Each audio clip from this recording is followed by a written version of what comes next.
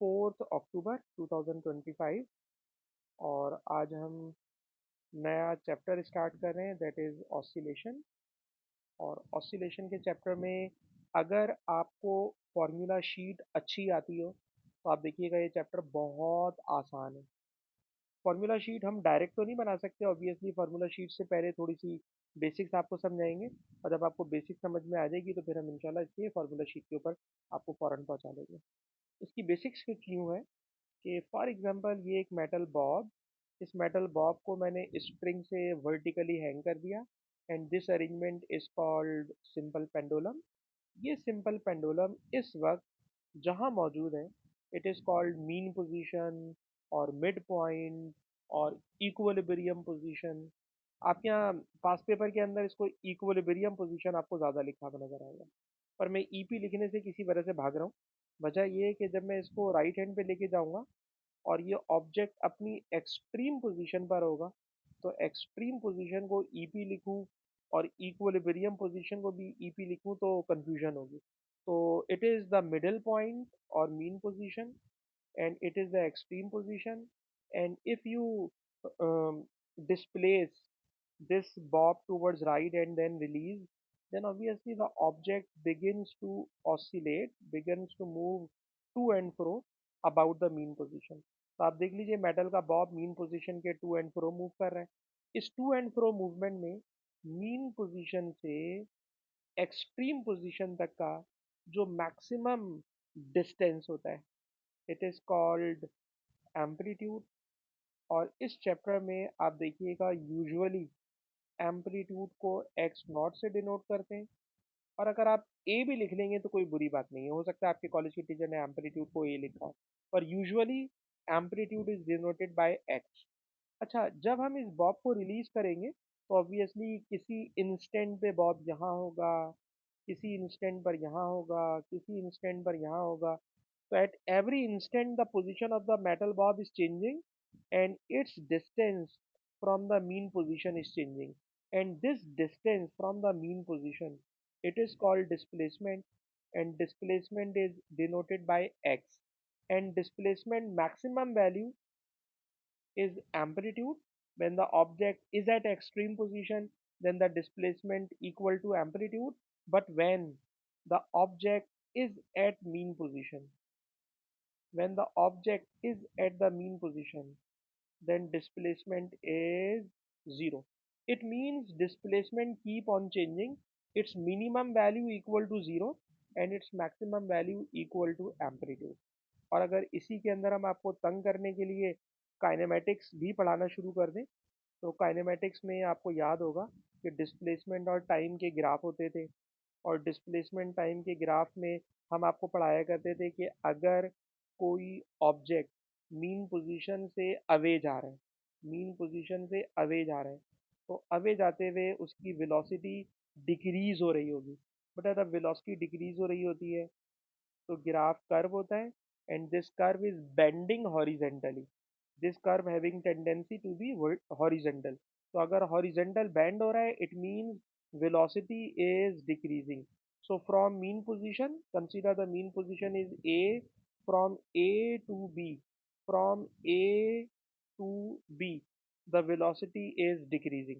But when the bob returns back to the A, obviously its velocity will be increasing, और जब velocity increasing हो रही होती है तो जो कर्व होता है इट इज बेंडिंग वर्टिकली, और ये ए पर ऑब्जेक्ट वापस आ चुका है and now the object is moving towards other side.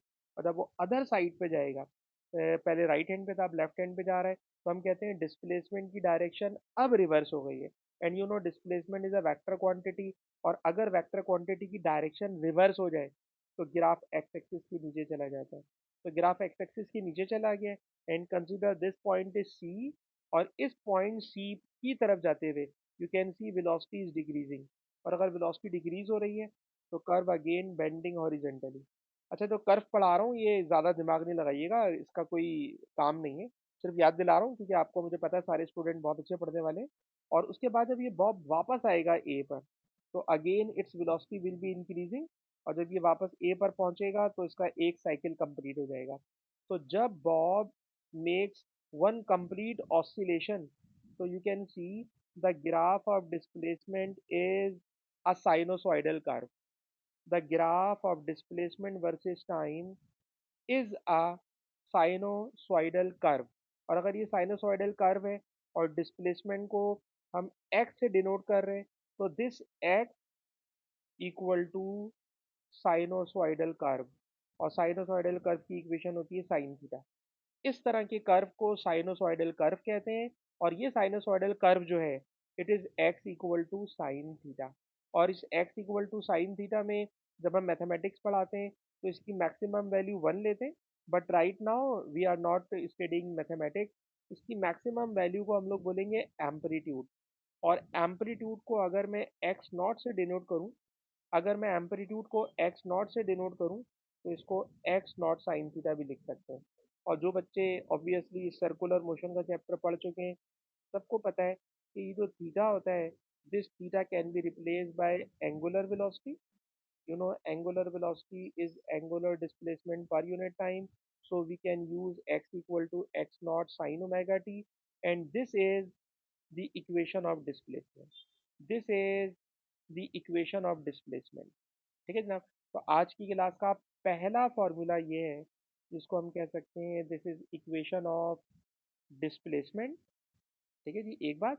और दूसरी बात, डिस्प्लेसमेंट का ग्राफ ये रहा। ये ग्राफ सम टाइम आपको गिवन होगा और सम टाइम आपसे बनवा लेगा वो, सम टाइम आपसे बनवा लेगा। तो दोनों बातें आपको आनी चाहिए। If an object executing simple, if an object executing oscillatory motion, अभी मैं एसएचएम बोलने से भाग रहा हूँ, oscillatory motion, then its graph is this and its equation is X equal to X naught sine omega T. लेकिन एक question मैं ईमान से पूछना चाहूंगा, क्योंकि आपने हमें बताया कि ये चैप्टर आप कंप्लीट कर चुकी हैं, तो एक बात ऐसे ही पूछ रहा हूँ मैं कि क्या ईमान आप हमें बता सकती हैं कि साइन थीटा की जगह क्या कॉस थीटा भी आ सकता है? ईमान बेटा।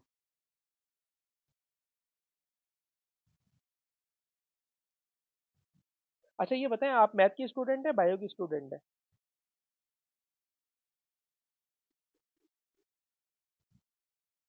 नहीं, आपके पास मैथ का सब्जेक्ट है? ठीक है, ठीक है, ठीक है, ठीक है, ठीक है, ठीक है बेटा, ठीक है, ठीक, ठीक है, ठीक है। अच्छा, लेकिन मैं बाकी बच्चों के लिए ये बात एडिशनली बोलना चाह रहा हूँ कि x equal to X naught cos omega T भी पॉसिबल है। और मैं आपको इसका पास्ट पेपर का एक सवाल भी दिखा दूंगा, थोड़ा पुराना होगा, 2008 9 10 किसी ईयर में पढ़ा होगा, मैं क्वेश्चन निकाल के दिखा दूंगा। ये भी पॉसिबल है सर, ये कैसे पॉसिबल है? तो मैं आपको इसकी लॉजिक बताऊं। ये बताइए, in this example I started the motion of Bob from mean position. ठीक है ना, मीन पोजीशन से मैंने स्टार्ट लिया। जब मैंने अपना मीन पोजीशन से स्टार्ट लिया ना, तो इनिशियल डिस्प्लेसमेंट इज जीरो। और जब इनिशियल डिस्प्लेसमेंट जीरो था तो जो कर्व बना है ना बेटा, ये कर्व साइन थीटा का। ठीक। लेकिन ऐसा भी तो हो सकता है किसी क्वेश्चन में the Bob is starting its oscillatory motion from extreme position. It is possible. अगर उसने एक्सट्रीम पोजीशन से स्टार्ट लिया तो वो इस तरफ आएगा ऑब्जेक्ट, और जब इस तरफ ऑब्जेक्ट आएगा तो आप देखिएगा कि उसका इनिशियल डिस्प्लेसमेंट एक्सट्रीम से शुरू हो रहा होगा, एक्सट्रीम से शुरू हो रहा है। और ग्राफ जो बेटा बनता है ना, फिर वो ये वाला बनता है। और अब ये वाला ग्राफ बनता है तो जो बच्चे मैथमेटिक्स पढ़ते हैं उनको पता है this is a graph of cos theta. ठीक है, this is graph of cos theta. तो ये वाली बात मैं आपको एक पास पेपर में एक दफा आई है, इसलिए मैं ये भी नहीं बोल रहा कि जरूर याद करें, बट यू शुड नो कि if an object is starting its oscillatory motion from extreme position, then it is possible you will have to use the equation x equal to x naught cos theta, but this equation is used only once। इसलिए मैं इस equation को as a formula sheet नहीं डाल रहा। लेकिन बेटा ईमान, ये नॉलेज में होना चाहिए कि ऐसा भी हो सकता है। ठीक है, और मैंने क्या बताया कॉस थीटा कब यूज। ठीक है बेटा, ठीक है, ठीक है, ठीक है ना। तो ये बच्चे बेटा, बाकी बच्चे भी नोट कर लें ये वाली बात को कि usually we start from mean position, but if motion start from extreme position then x equal to X naught cos omega t is also possible, as well as you know कि sometime this omega is replaced by this omega, sometime it is replaced by frequency, and if it is replaced by frequency then you know omega is equals to 2 pi f, 2 pi f। तो इसकी different shapes मैं आपको लिख लिख के दिखा रहा हूँ कि ऐसा भी हो सकता है और ऐसा भी हो सकता है। तो x equal to X naught sine omega T, और आपको पता है ओमेगा की जगह 2 पाई अपॉन कैपिटल टी भी आ सकता है। ठीक है जनाब, 2 पाई अपॉन कैपिटल टी भी आ सकता है। तो अगर मैं इस कॉस थीटा वाली इक्वेशन को तो मैं नीचे कर दूं, तो मैं आपसे कहना चाहूँगा कि भाई ये तीनों इक्वेशंस भी आपको उसी सीक्वेंस से याद करनी है कि ऐसा भी हो सकता है। And all these equations are called equation of displacement, but mostly we will use this equation, mostly we will use this equation. ठीक है जनाब, it is equation of displacement number one. Now number two कहते हैं जी, अगर मैं mathematics आपको आता होता तो हम आपसे कहते हैं कि इस इक्वेशन को डिफरेंशिएट कर दें, D x upon D T कर दें। और D x upon D T करके जब डिफरेंशिएट करते हैं ना, तो ये बन जाती है इक्वेशन ऑफ वेलोसिटी। ठीक है जनाब, लेकिन क्योंकि मेडिकल के स्टूडेंट को डिफरेंशिएशन हम नहीं करा सकते, इसलिए हम डेरिवेशन नहीं कराते, बल्कि सारे टीचर बताते हैं कि अगर कोई ऑब्जेक्ट ऑसिलेटरी मोशन कर रहा है तो वेलोसिटी की इक्वेशन होती है ओमेगा अंडर रूट, और अंडर रूट में बेटा लिखिएगा amplitude square minus displacement square. ठीक है जनाब, amplitude square minus displacement square, it is equation of velocity. we cannot differentiate equation because it is not allowed for bio student, तो हम differentiate आपको नहीं करके दिखाएंगे, आपसे बोलेंगे डायरेक्ट याद कीजिए, it is equation of velocity. ठीक है। अच्छा, इस इक्वेशन ऑफ वेलोसिटी में एक छोटी सी बात को जरा समझें, और वो बात बताइए कि when velocity is maximum and when velocity is minimum, you know when an object is eight extreme position, तो याद रखना बेटा एक्सट्रीम पोजीशन पर वेलोसिटी जीरो हो जाती है। एक्सट्रीम पोजीशन पर वेलोसिटी जीरो हो जाती है। ठीक है, क्यों? क्योंकि डिस्प्लेसमेंट एम्पलीट्यूड के बराबर हो जाता है। एक्स नॉट में से एक्स माइनस करोगे तो ये बन जाएगा जीरो और सबको जीरो कर देगा। लेकिन but when an object is at mean position, mean position means equilibrium position, then at equilibrium position the velocity is maximum, and at equilibrium position, at mean position, you know displacement equal to zero।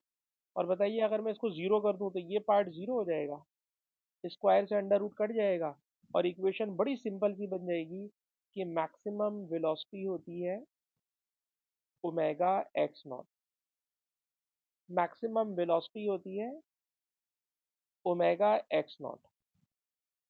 This is equation of maximum velocity.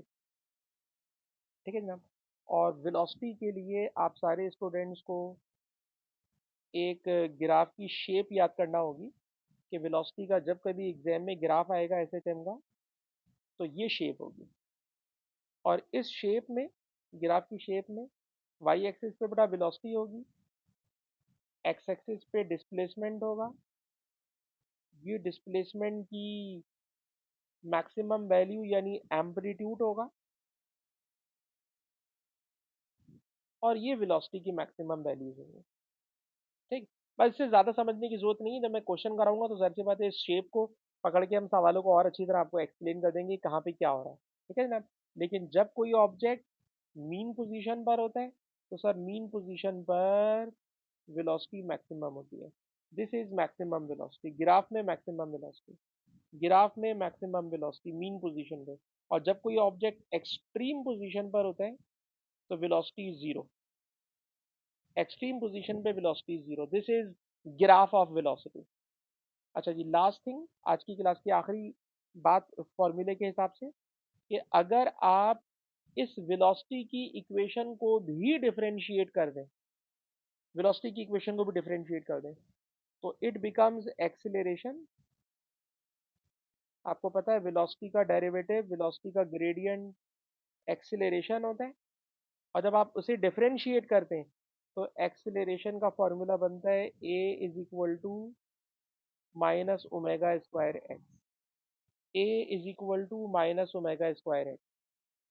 ठीक है जनाब, और omega square angular velocity होती है, omega square हमेशा constant होता है, हमेशा कांस्टेंट होता है। और जब आप इक्वल टू को कांस्टेंट से रिप्लेस कर देते हैं, इक्वल टू को कांस्टेंट से रिप्लेस कर देते हैं, तो it becomes sign of proportionality, and this sign of proportionality shows that acceleration is directly proportional with displacement. Acceleration is directly proportional with displacement, and such oscillatory motion in which acceleration is directly proportional with displacement, it is called simple harmonic motion. Sir इस बात का मतलब क्या है? तो भाई मतलब ये है कि अगर आप किसी मेटल के बॉब को, मेटल के बॉब से ज़रा समझाना आसान होता है, पेंडुलम के बॉब को एक स्मॉल डिस्प्लेसमेंट में डिस्प्लेसमेंट स्मॉल, ठीक है जनाब, तो ऑब्जेक्ट स्लो आएगा, उसका एक्सेलरेशन कम होगा। अच्छा, इसी बॉब को विदाउट चेंजिंग इट्स लेंथ अगर आप उसको डिस्प्लेस करें ज़्यादा, डिस्प्लेसमेंट ज़्यादा दे दें, जितना ज़्यादा डिस्प्लेसमेंट से छोड़ेंगे ना, उतना फास्ट, उतने हाई एक्सेलरेशन के साथ ये अपनी ऑसिलेशन कंप्लीट करेगा। लेकिन बड़ी इंटरेस्टिंग बात है कि दोनों में टाइम सेम लगेगा, ठीक है। रेड वाली ऑसिलेशन में भी जितना टाइम लगेगा, स्लो, बॉब स्लो मूव करेगा, टाइम उतना ही लगेगा। और जो ब्लू वाली ऑसिलेशन है सर, उसमें टाइम वही लगेगा लेकिन फास्ट मूव करेगा। तो सिंपल सी बात, when displacement is small, acceleration is small, when displacement is large, acceleration is greater, so acceleration is directly proportional with displacement with same time। ठीक है जनाब, तो such a motion is called simple harmonic motion। और simple harmonic motion में आपको हमेशा acceleration और displacement का जो ग्राफ देंगे, वो ग्राफ स्ट्रेट लाइन होगा, ओरिजिन में से पास कर रहा होगा, और हमेशा लेफ्ट साइड की तरफ टिल्ट होगा, मतलब इसका हमेशा नेगेटिव ग्रेडियंट होगा।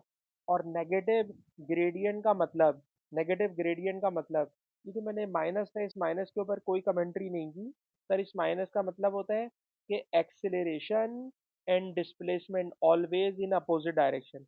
मतलब जब एक्सेलरेशन पॉजिटिव होगा तो डिस्प्लेसमेंट नेगेटिव होगा, जब डिस्प्लेसमेंट पॉजिटिव होगा तो एक्सेलरेशन नेगेटिव होगा।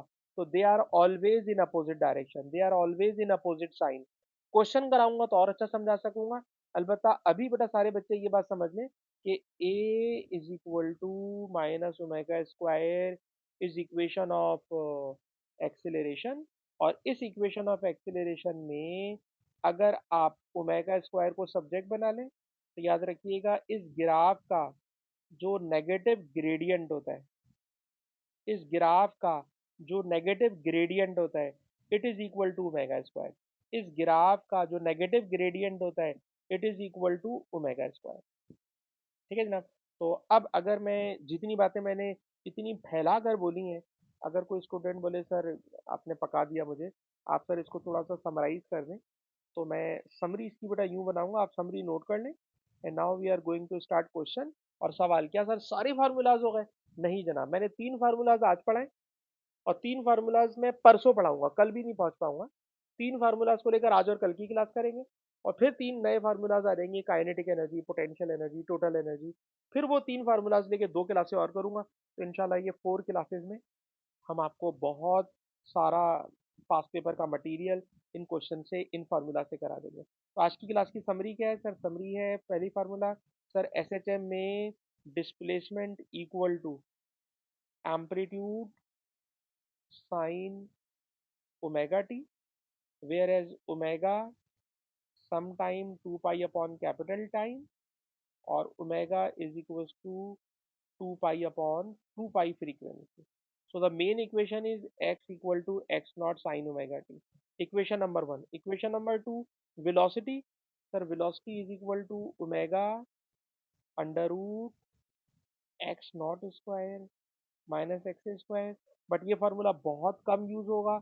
आप ज़्यादातर देखोगे कि we will use maximum velocity equation, and maximum velocity equation is omega x naught. Maximum velocity equation is omega x naught. Then number 4 and final formula, A is equal to minus omega square x. अच्छा, displacement का graph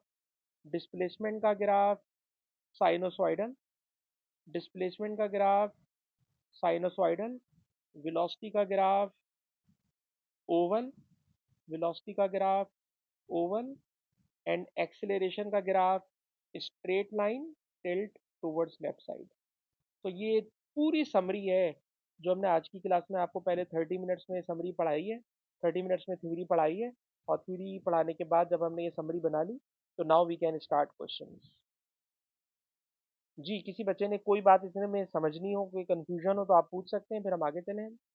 जी बेटा रुमैसा, आपको सारी बात समझ में आ गई Rumaisa?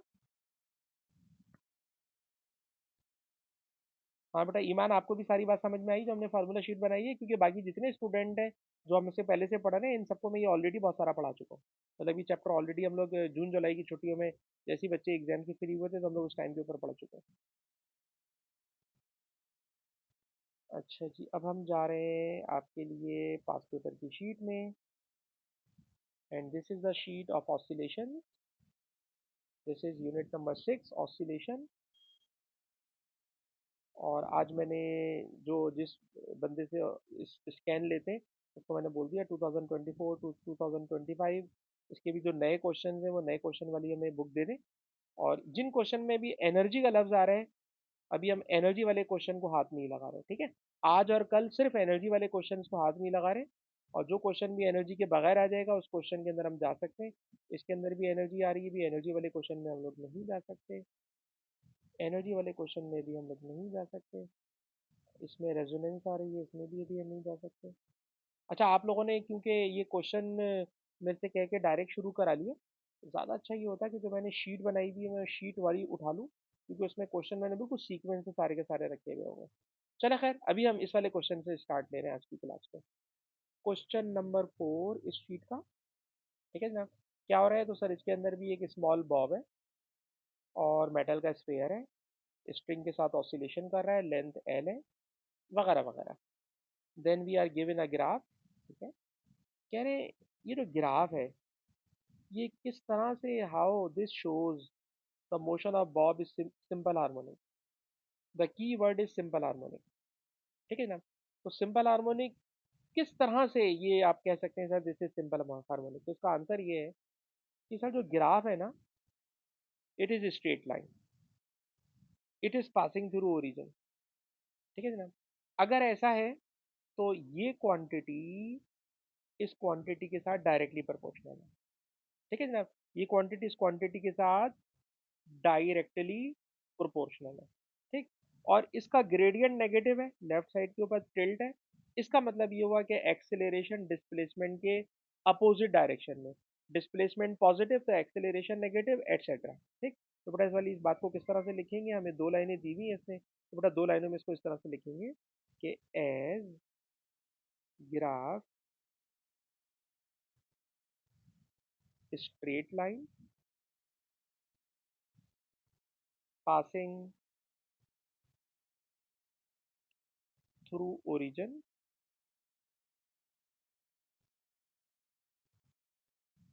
with negative gradient, line left side पे टिल्ट हुई हुई है, ठीक है ना? स्ट्रेट लाइन है, स्ट्रेट लाइन है, ओरिजिन से पास हो रही है, नेगेटिव ग्रेडियंट है। इट शोज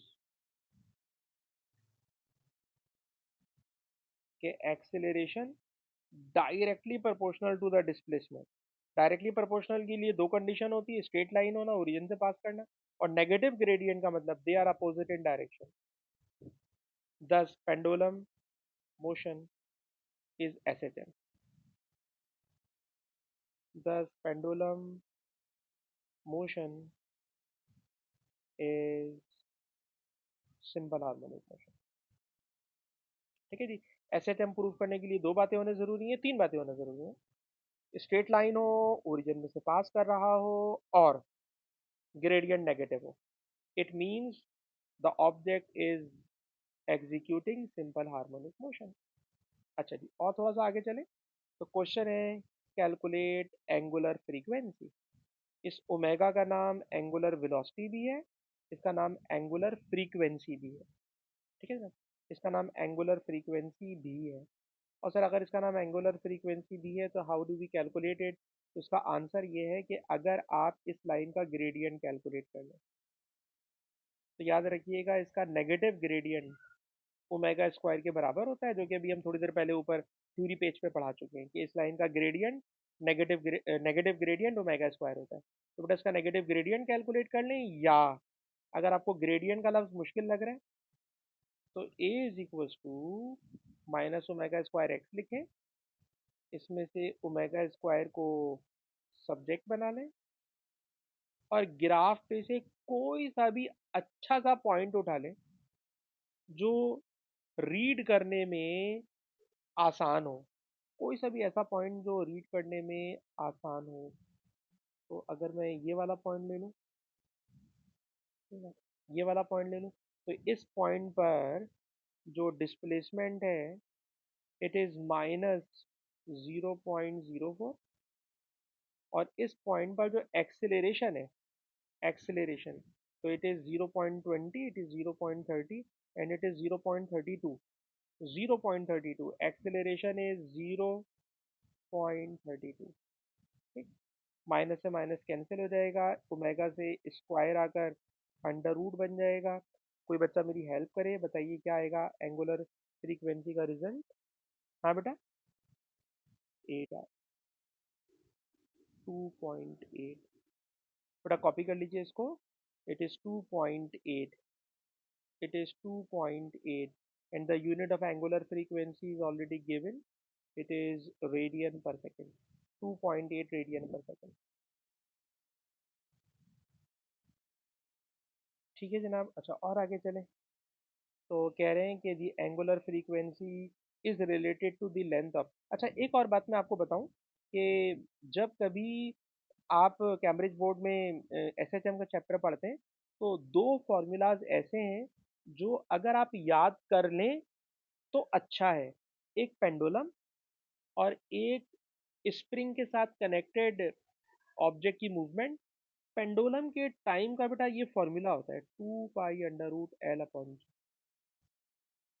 अच्छा अगर याद ना भी करें तो एक आइडिया बस ध्यान में रख लें कि जो पेंडुलम का टाइम पीरियड होता है it depends upon length, gravity constant, 2 pi constant etcetera. Pendulum के टाइम का ये फॉर्मूला होता है।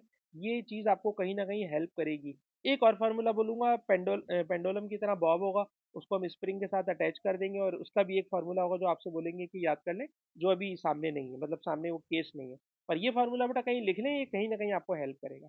अच्छा जी अब क्वेश्चन में आ जाए। सर क्वेश्चन ये है कि the angular frequency is equal to under root k upon L where k is a constant.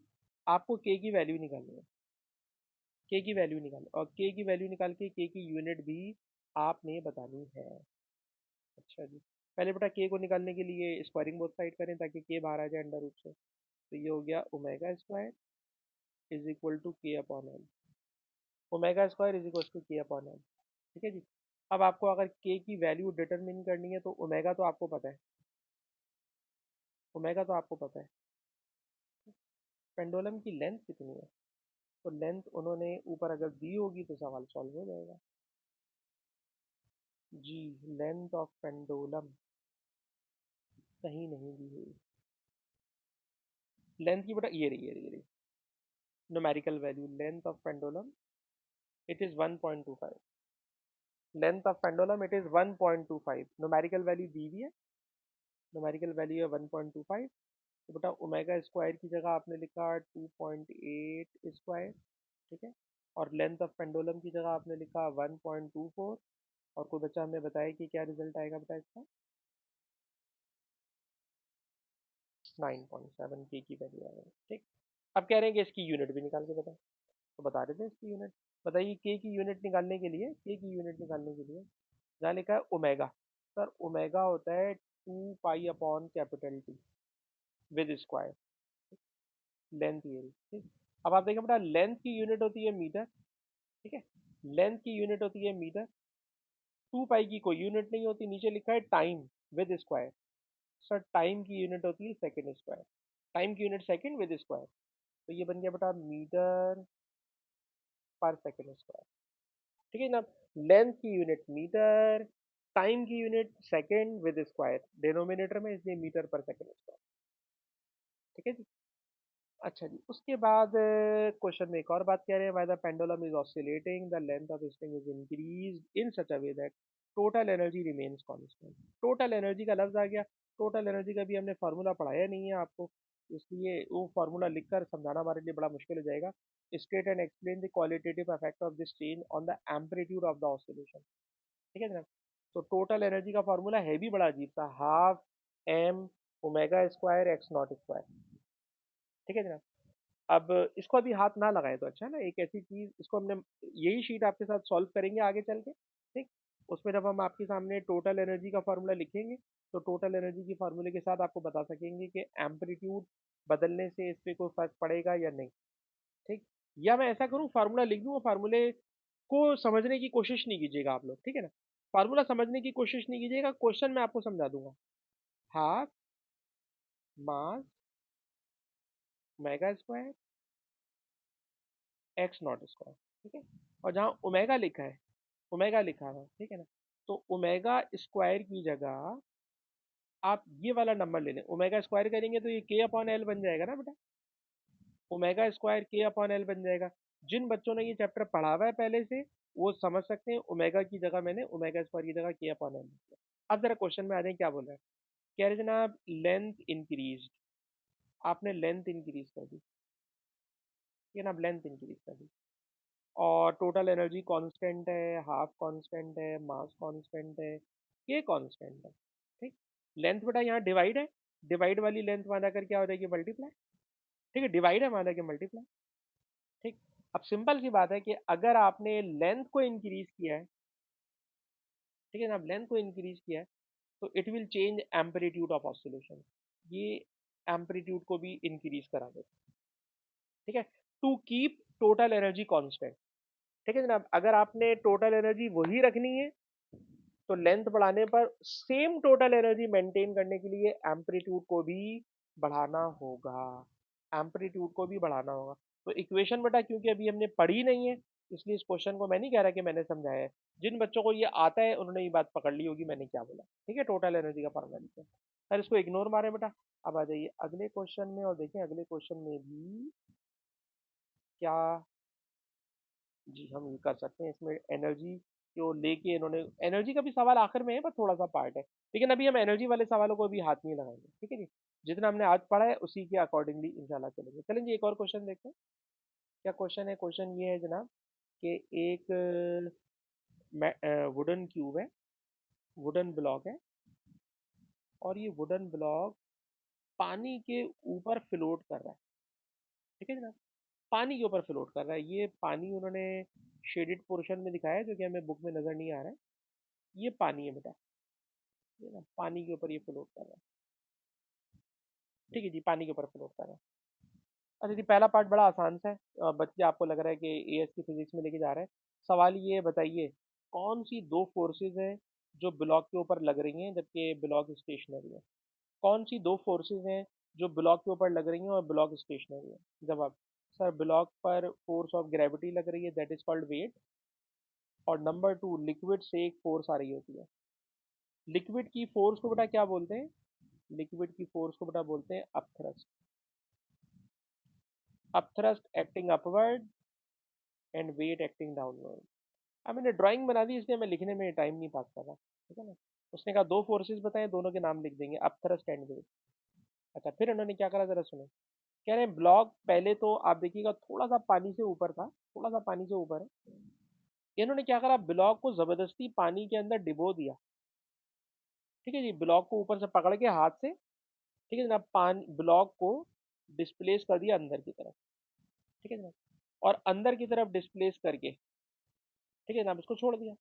जैसे ही आप इसको छोड़ोगे तो क्या होगा, तो state and explain the direction of resultant force. जब आप पूरा ब्लॉक अंदर कर दोगे तो रिजल्टेंट फोर्स की डायरेक्शन क्या होगी। तो मेरा सवाल, क्या ये अंदर पूरा का पूरा डूबा रहेगा, अरे नहीं सर, वेट तो उसका उतना ही है जितना पहले था। ठीक है। आपने जो टॉपिक पढ़ा है अपथ्रस्ट, अपथ्रस्ट होता है सर जितना ऑब्जेक्ट पानी के अंदर इमर्स्ड होगा उतना ही कॉरिस्पॉन्डिंग अपथ्रस्ट लग रहा होगा। तो पहले ये ब्लॉक इतना डूबा हुआ था, समझ लें 80% पानी के अंदर डूबा हुआ था। लेकिन जब आपने उसको दबा दिया, ठीक है जनाब, new position of water surface, ये पानी से ऊपर आ गया, the block is now displace downward, downward लेके गए एज शोन, ठीक है ना, डाउनवर्ड लेके गए, डिस्प्लेस डाउनवर्ड नीचे लेके गए as shown, so that the surface of water is higher up the block. ठीक है जनाब, पानी की सरफेस उससे ऊपर आ गई है, पानी की सरफेस उससे ऊपर आ गई है, वो surface of water is higher up the block, पानी ऊपर आ गया है। जब पानी ऊपर आ गया तो अब जब ब्लॉक ज्यादा अंदर चला गया ना, तो ऑब्वियसली इस पे अपथ्रस्ट ज्यादा लगेगा, और अब अपथ्रस्ट ज्यादा लगेगा तो रिजल्टेंट फोर्स की डायरेक्शन अपवर्ड होगी, और उसका नाम होगा ड्यू टू द अपथ्रस्ट। ठीक है ना। तो पहले तो पूछ रहे हैं state the direction of resultant force, तो स्टेटमेंट है अपवर्ड, रिजल्टेंट फोर्स की डायरेक्शन अपवर्ड होगी। ठीक। एक्सप्लेन करें तो एक्सप्लेनेशन ये है कि नाउ आपने पानी के अंदर उसको डिबो दिया, तो upthrust is acting greater than weight. जब आपने पानी के अंदर ब्लॉक को ज्यादा डुबो दिया तो now upthrust is greater than wait.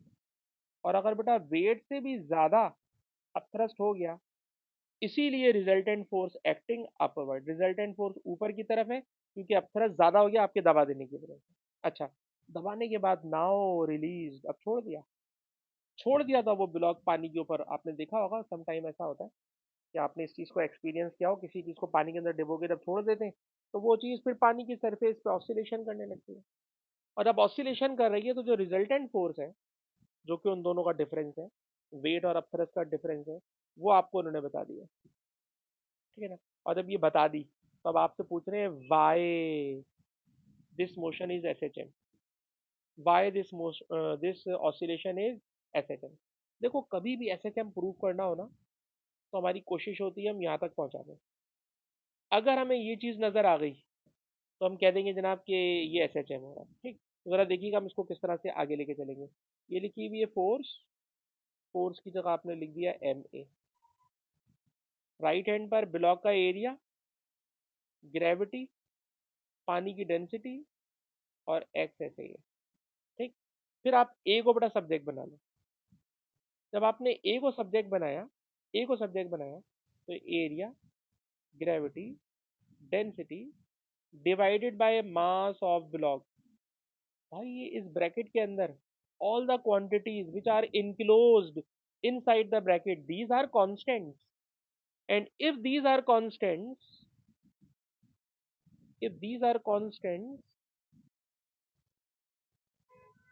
thus acceleration is directly proportional with displacement and in opposite direction. You can see I have replaced equal to with constant with sign of proportionality. And whenever we have shown that acceleration is directly proportional to the displacement and it is opposite in direction, so I do not need to write in English। ठीक है ना। मैं marking scheme में अभी हम आखिर में इस पे एक नज़र मार लेंगे रिकॉर्डिंग कंप्लीट करने के बाद कि उसने मार्किंग स्कीम के अंदर इस वाली बात को क्या इंग्लिश में भी लिखा है या यहीं तक काफ़ी होगा, क्योंकि आगे लिखने की जगह बची नहीं है। ठीक है, कोई आगे लिखने की जगह बची नहीं है। लेकिन मेथड यही है कि कभी भी आपको एस एच एम प्रूव करना हो, सिंपल हार्मोनिक प्रूव करना हो, तो सिंपल हार्मोनिक प्रूव करने का ये टूल है कि if an object executing simple harmonic motion then acceleration directly proportional with displacement and always in opposite direction. ठीक है जी। तो अगर आप इसको कॉपी कर चुके हो तो हम आगे चलना चाहेंगे, और कॉपी ना भी करें तो कोई मसला नहीं है, हम आपके साथ पीडीएफ शेयर करेंगे। तो अगर कॉपी कर चुके हैं तो हम आगे चल सकते हैं। Next part, show that angular frequency of oscillation is given by. ठीक है ना। अब एंगुलर फ्रीक्वेंसी को यहाँ तक लेके जाना है। अब एंगुलर फ्रीक्वेंसी कैसे यहाँ तक लेके जाएंगे, तो ज़रा सोचिए। ओमेगा को यहाँ तक लेकर आना है। ठीक, कैसे लेकर आएंगे तो ज़रा सुनिए, ये बताइए कि ये बताइए बेटा कि जब आपने ये इक्वेशन ड्राइव की, तो इस इक्वेशन को ड्राइव करते वक्त एक छोटी सी बात मैं आपको समझाना चाहूँगा, ऑल्दो कि बहुत ही बचकाना सी बात है मैथमेटिक्स में। ये बताइए बेटा, अगर कोई मैथमेटिक्स का स्टूडेंट हो और उसे मैं क्वाड्रेटिक इक्वेशन दिखाऊं और क्वाड्रेटिक इक्वेशन दिखा के बोलूं कि देखो भाई इसमें A7 है, B3 है, C7 है, तो मैथमेटिक्स का स्टूडेंट बोलेगा ये ओके सर, कोई ऐसी खास बात नहीं है। लेकिन अगर कोई मैथ का स्टूडेंट नहीं है तो वो बोलेगा सर ये कहाँ से आप लेकर आ गए एबीसी, सर मेरे समझ में नहीं आया, ये एबीसी कहाँ से आ गया। तो ऐसे बच्चे को समझाने के लिए मैं यूं लंबी करूंगा कि भाई मैथमेटिक्स में एक स्टैंडर्ड इक्वेशन होती है, उस स्टैंडर्ड इक्वेशन में लिखते हैं a x square plus b x plus c equal to zero. फिर बच्चे को समझाते हैं देखिए एक्स स्क्वायर का कोफिशिएंट ए है, एक्स स्क्वायर का कोफिशिएंट ए है, फिर आप देखिए एक्स का कोफिशिएंट बी है, फिर आप देखिए कांस्टेंट नंबर सी है। तो बच्चा बोलेगा सर ओके, यानी उसे स्टैंडर्ड इक्वेशन पता होगी तो कंपैरिजन करना वो बोलेगा ओके। बिल्कुल इसी तरह आप लोग भी समझें कि जनाब हमारे पास स्टैंडर्ड इक्वेशन है ए is equal to minus omega square x, this is standard equation. जिस तरह क्वाड्रेटिक इक्वेशन में ये चीज स्टैंडर्ड इक्वेशन होती है, इसी तरह एसएचएम में ये स्टैंडर्ड इक्वेशन होती है। और जब आपके सामने स्टैंडर्ड इक्वेशन आ जाए तो compare this standard equation with the given equation. Sir given equation ये रही जो अभी अभी हम ऊपर ड्राइव करके आए, इसको गिवन इक्वेशन के साथ कंपेयर करा दो। जब आप इसको गिवन इक्वेशन के साथ कंपेयर कराओगे तो ए जी डेंसिटी अपॉन एम, ठीक है जनाब, आप इसको कंपेयर करा रहे हैं। बताइए बेटा जब आप कंपेयर कराएंगे तो कंपेयर कराते ही रिजल्ट आ चुका होगा, देखिएगा आपने कराया कंपेयर दोनों को, और जब बेटा दोनों को कंपेयर कराया तो omega square is equal to a g density divided by m आ गया। Omega square is equal to a g omega, compare का मतलब होता है ए से ए कट गया, माइनस से माइनस कट गया, एक्स से एक्स कट गया, कंपेयर करा दिया मैंने। Omega square is equal to a zero upon m, and if you are calculating और deriving only for omega then square becomes square root. So a density gravity divided by m, this result is derived. अल्लाह, ये result हमने drive कर लिया, ठीक है ना। तो अब आप जहन में रखेंगे कि कभी भी ऑसिलेटरी मोशन हो, कभी भी एसएचएम हो, और याद कीजिएगा कि जो फार्मूला शीट हमने शुरू में सीखी हुई है, 2 क्लासें लगेंगी, आप जब उसको बार बार यूज करेंगे ना सेम काइंड के क्वेश्चन, तो इंशाल्लाह आपको ये बातें फिर बहुत आसान लगने लगेंगी। तो अभी भी जब मैंने इस पार्ट को देखा कि कैसे लेकर आऊं, तो फौरन मेरे दिमाग ने क्लिक करा कि सर अभी अभी आपने एक्सेलरेशन का एक फार्मूला बनाया है, इस एक्सेलरेशन के फार्मूले को स्टैंडर्ड इक्वेशन से कंपेयर कर दें तो आपको ओमेगा मिल जाएगा, ठीक है। ईमान बेटा आपको ये बात समझ में आई, ईमान? ठीक है बेटा। अच्छा जी, उसके बाद अब आ जाइए अगेन एक्सेलरेशन वर्सेस डिस्प्लेसमेंट का ग्राफ है। इस ग्राफ के नीचे क्या कह रहे हैं, कह रहे हैं explain why the maximum negative displacement of the block is not equal to its maximum positive displacement. क्या मतलब, आप देखिए कि जब कोई ऑब्जेक्ट एसएचएम कर रहा होता है तो एक कॉमन सेंस की बात है कि एसएचएम में फॉर एग्जांपल ये मीन पोजीशन है, अगर मैं पेंडुलम के बॉब को राइट हैंड पे फॉर एग्जांपल 5 सेंटीमीटर लेके जाऊं, तो जब मैं इसको रिलीज करूंगा तो ये राइट हैंड पे भी 5 सेंटीमीटर जरूर जाएगा। जितना दूर राइट हैंड पर होता है उतना ही दूर लेफ्ट हैंड पर होता है, जितना डिस्प्लेसमेंट लेफ्ट हैंड पर होता है उतना ही मैक्सिमम डिस्प्लेसमेंट अदर साइड पे होना चाहिए। लेकिन इस क्वेश्चन में दोनों साइडें बराबर नहीं आ रही। जब बराबर नहीं आ रही ग्राफ के अंदर, आप देखिए एक तरफ डिस्प्लेसमेंट 0.02 तक गया लेफ्ट हैंड पे और राइट हैंड पे 0.02 तक नहीं पहुंच पाया, उससे पहले ही उसका डिस्प्लेसमेंट खत्म हो गया। तो कह रहे हैं बताइए ऐसा क्यों हुआ, ऐसा कैसे हो सकता है। तो कॉमन सेंस लगाएं, ऐसा किस तरह से हो सकता है? किसी बच्चे से पूछते हैं, फाइक आपके ख्याल में ऐसा कब हो सकता है? और ये सेंसिबल इसका आंसर होगा, कोई उल्टी सीधी बात नहीं होगी। जी, क्या पॉसिबल है ऐसा कि किसी चीज को मैं डिस्प्लेस करूं तो इन जनरल लेफ्ट और राइट पे डिस्प्लेसमेंट बराबर होते हैं, लेकिन इस क्वेश्चन में लेफ्ट और राइट पे डिस्प्लेसमेंट बराबर नहीं आ रहे? ऐसी क्या वजह हो सकती है फाइक?